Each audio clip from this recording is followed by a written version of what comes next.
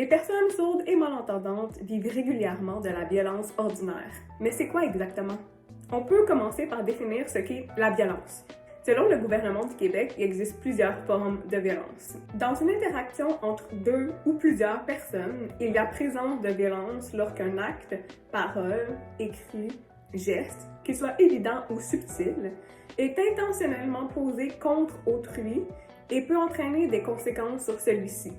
Bon, maintenant on sait ce qu'est la violence, mais si on rajoute le mot ordinaire, ça veut dire qu'on parle de violence qui est banalisée et même parfois perpétrée de manière inconsciente et involontaire. Lorsqu'une personne sourde malentendante vous demande de vous adapter à elle, si vous réagissez avec la colère ou l'impatience, c'est une forme de violence ordinaire.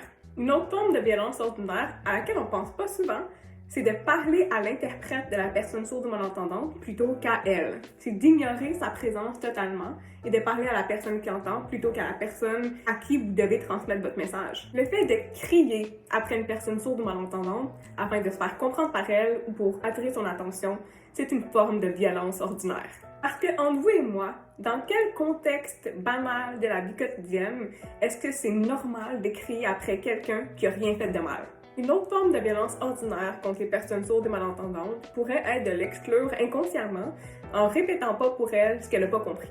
Bref, je pourrais en nommer plein d'autres. Mais ce que je veux que vous reteniez avec cette vidéo-là, c'est à quel point c'est que la violence ordinaire, c'est vraiment insidieux. On ne s'en rend pas compte quand elle survient.